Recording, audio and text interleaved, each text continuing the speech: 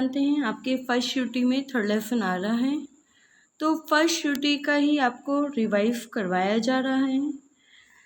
Third lesson का नाम है श्री राम रावणम अमारयत। श्री राम ने रावण को मारा था। अमारयत पास्ट टेंस का है। ठीक है, आपको इस चैप्टर में कारक के बारे में नॉलेज मिलेगी। ठीक है, कारक के बिंदु, उसकी विभक्तियाँ, ठीक है, और उनके कारक चिन्ह के बारे में हम इस लेसन में अध्ययन करेंगे। ठीक है, कारक की डेफिनेशन अर्थात परिभाषा क्या होती है, कारक किस यूज में आते हैं। कारक की परिभाषा है संस्कृत व्याकरण के अनुसार, संस्कृत व्याकरण के अनुसार जिन शब्दों का, किसका, जिन शब्दों का वाक्य में क्रिया के साथ सीधा संबंध होता है।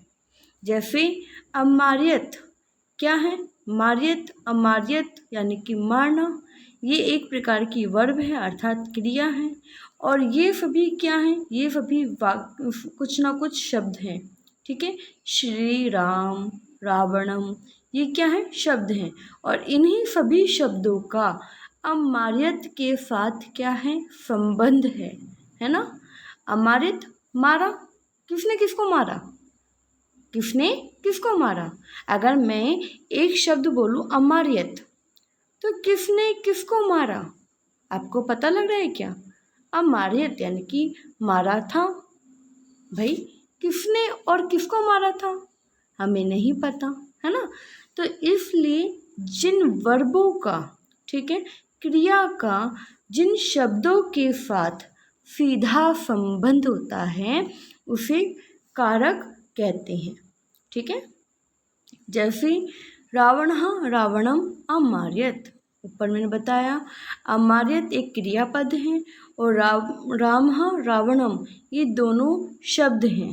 राम और रावण इन दोनों का संबंध किससे है, अमार्यत, अमार्यत शब्द से है। ठीक है, राम सब्जेक्ट है तो राम ने, रावणम क्या है, कर्म है, तो रावणम में क्या है, रावण को, ठीक है, अमार्यत यानी कि मारा था। ये तो आपको पता ही लग गई, ये क्या है, अमार्यत क्रिया है।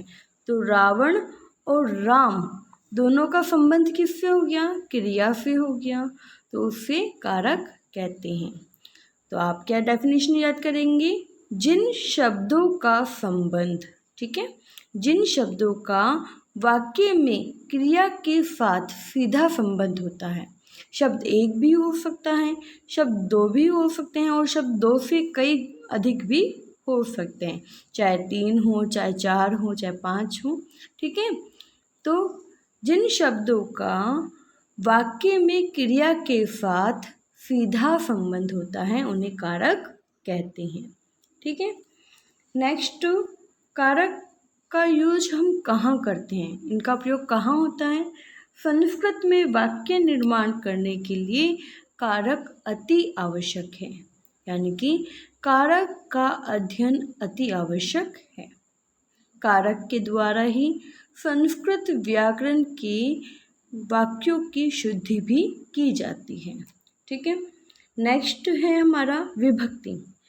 विभक्ति क्या होती है, शब्दों का क्रिया के साथ, ठीक है, जो शब्द हैं उनका जो क्रिया के साथ संबंध प्रकट करने के लिए जो चिन्ह लगाए जाते हैं उन्हें कारक विभक्ति कहते हैं।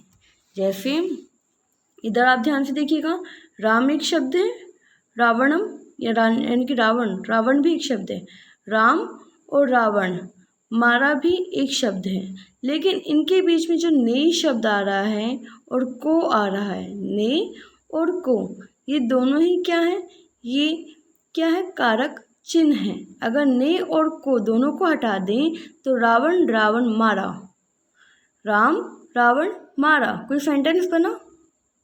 सोचो, अगर मैंने मान लीजिए ये ने भी हटा दिया और ये को भी हटा दिया तो राम रावण मारा, कोई सेंटेंस बना, कंप्लीट बना, आई थिंक सो नहीं बना, राइट। तो जो शब्द क्या करते हैं, जो शब्द क्रिया के साथ दर्शाने के लिए जिन चिन्हों का प्रयोग किया जाता है उन्हें विभक्ति कहते हैं। अब चिन्ह कौन कौन से होते हैं, ध्यान से देखिएगा। ने, को, से के द्वारा, को के लिए, से अलग होना, का, के, की, रा, रे, री, में, पर, भो, हे, अरे, ये सब क्या है, ये सब कारक चिन्ह हैं। जैसे राम ने, है ना, रावण को, बाण के द्वारा, है ना, सीता के लिए, अयोध्या से अलग होने पर, ठीक है, अयोध्या से अलग होने पर, काके की यानी कि राम की पत्नी के लिए, ठीक है, लंका में, हे लक्ष्मण, ठीक है। तो इस तरीके से कारक चिन्ह क्या आते हैं, उपयोग में लिए जाते हैं। अब कारक कौन कौन से होते हैं, देखो बच्चों। कारक इधर कर्ता कारक, कर्म कारक, करण कारक, संप्रदान कारक, अपादान, संबंध, अधिकरण और संबोधन, ये क्या है, कारक हैं। और ये ही इनके कारक चिन्ह हैं, ठीक है। ये क्या है, कारक चिन्ह हैं और ये विभक्तियाँ हैं। जैसे प्रथमा, द्वितीया, तृतीया, चतुर्थी, पंचमी, षष्ठी, सप्तमी और संबोधन। संबोधन जिसमें हम किसी को संबोधित करते हैं, ठीक है। जैसे प्रथमा, द्वितीया, तृतीया, चतुर्थी, पंचमी, षष्ठी, सप्तमी और संबोधन, ये क्या हैं, विभक्तियाँ हैं और ये कारक हैं, ठीक है। कर्ता कारक, कर्म कारक, कर्ण कारक, संप्रदान कारक, अपादान कारक, संबंध कारक, अधिकरण कारक और संबोधन कारक, ठीक है। जो काम करता है वो कर्ता कारक होता है, ठीक है। जिस पर क्रिया का प्रभाव पड़ता है वहाँ पर कर्म कारक होता है। जैसे मैंने आपको एक उदाहरण दिया कि राम विद्यालय जाता है, एक उदाहरण दे रही हूँ मैं, राम विद्यालय जाता है। तो राम तो क्या हो गया बच्चों, कर्ता, ठीक है। कहाँ जाने का कर्म कर रहा है, सोचो, कहाँ जा रहा है, विद्यालय जा रहा है। तो विद्यालय में क्या हो गया, कर्म कारक, ठीक है।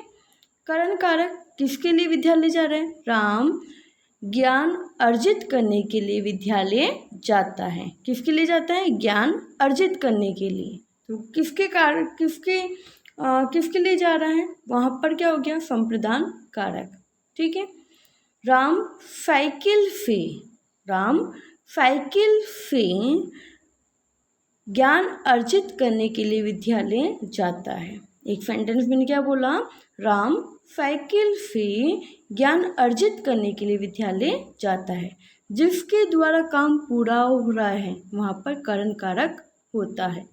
जिसके द्वारा कार्य पूरा होगा, कंप्लीट होगा। जैसे मैंने बोला कि अध्यापिका पुस्तक से पढ़ाती है, अध्यापिका पुस्तक से पढ़ाती है। तो अध्यापिका कौन हो गई, कर्ता हो गई, क्योंकि अध्यापिका पढ़ा रही है ना। तो अध्यापिका कौन हो गई, कर्ता हो गई। किससे पढ़ा रही है, पढ़ाने का कार्य किससे पूरा हो रहा है, अपनी बुक से हो रहा है। तो बुक में कौन सा कारक हो गया, करण कारक। इसी प्रकार संप्रदान कारक यानी कि जिसके लिए काम किया जाता है। जैसे मैं बोलूँ कि राजा गरीबों के लिए धन देता है, राजा गरीबों के लिए धन देता है। राजा कौन हो गया, कर्ता हो गया। क्या देने का कर्म कर रहा है, क्या दे रहा है राजा, धन दे रहा है, पैसे दे रहा है, राइट। किसके लिए दे रहा है, गरीबों के लिए दे रहा है ना। तो गरीबों के लिए क्या आ गया, संप्रदान कारक, ठीक है।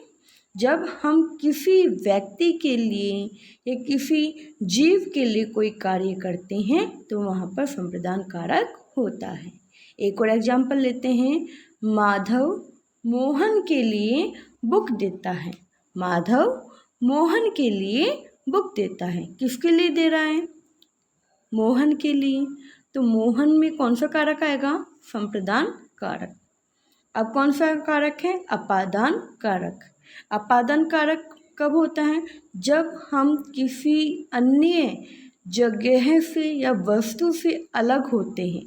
ठीक है, जब कोई चीज़ हमसे क्या हो रही है? अलग हो रही है, वहाँ पर कौन सा कारक होगा? अपादान कारक। जैसे पेड़ से पत्ता गिरता है, पेड़ से पत्ता गिरता है, पेड़ से जब पत्ता अलग होगा तो वहाँ पर कौन सा कारक होगा बच्चों? पेड़ से पत्ता गिरता है, पत्ता है ना, तो पत्ता जब गिर रहा है तो वहाँ पर कौन सा कारक होगा? अपादान कारक। ठीक है, ऐसा तो नहीं है पत्ता गिर रहा है और पेड़ को साथ में लेकर के गिर जाएगा, नहीं ना। तो जब पेड़ से पत्ता अलग होता है तो वहाँ पर भी क्या होता है? अपादान कारक। दूसरा उदाहरण देते हैं, विद्यार्थी विद्यालय से घर आते हैं। विद्यार्थी यानी कि बच्चे कहाँ से घर आ रहे हैं? विद्यालय से अपने अपने घर जा रहे हैं। तो अब आप सोचो कि विद्यार्थी अपने साथ विद्यालय को भी लेकर जा रहे हैं कि अपने घर पे? कहीं कहीं स्कूल कहीं साथ में चल रहा हो, नहीं ना, पॉसिबल नहीं है ना ऐसा। तो जब हम विद्यालय से अलग हो रहे हैं, पेड़ से पत्ता अलग हो रहा है, तो वहाँ पर अपादान कारक होता है। अपादान कारक में पंचमी विभक्ति का प्रयोग किया जाता है। संबंध कारक, जैसे किसी भी व्यक्ति, वस्तु या स्थान का संबंध आपस में होता है। जैसे मैं कहूँ कि यह मेरी पुस्तक है, तो इस पुस्तक का संबंध किससे हो गया? मुझसे हो गया। तो यहाँ पर कौन सा कारक होगा? संबंध कारक। ठीक है। अधिकरण, जब जो वस्तु जहाँ होती है, जैसे मैंने कहा कि बेंच पर पुस्तक रखी है। क्या उदाहरण दिया मैंने? कि बेंच पर पुस्तक रखी है। किसके ऊपर रखी है? बेंच के ऊपर रखी है ना, मेज के ऊपर पुस्तक रखी है, तो उसको आपस में स्पर्श कर रही है ना, टच कर रही है, तो वहाँ पर कौन सा कारक होता है? वहाँ पर अधिकरण कारक होता है। कौन सा कारक होता है बताइए बच्चों? अधिकरण कारक। ठीक है, देखिएगा वहाँ पर अधिकरण कारक होता है। जहाँ पर कोई भी वस्तु रखी जाती है या कोई भी वस्तु अन्य वस्तु को स्पर्श करती है, वहाँ पर अधिकरण कारक होता है। संबोधन, किसी को तेज आवाज़ में बुलाना, जैसे अरे राम इधर आ, केशव, हे केशव दंगा मत कर। मम्मी डांटती ना कभी कभी अपन को, कृष्णा चुपचाप बैठ जा, है ना।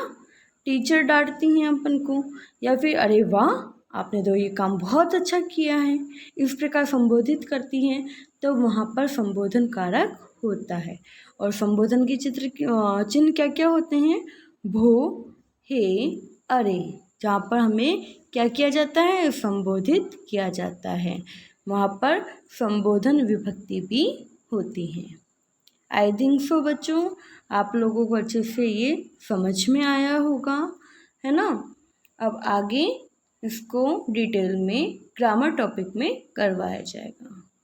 ठीक है, आज के लिए इतना ही। सभी बच्चे फर्स्ट टेस्ट की अच्छे से तैयारी करेंगे और यही पैराग्राफ को दोबारा से अपने नोटबुक में लिखेंगे और लर्न करेंगे। ओके, धन्यवाद।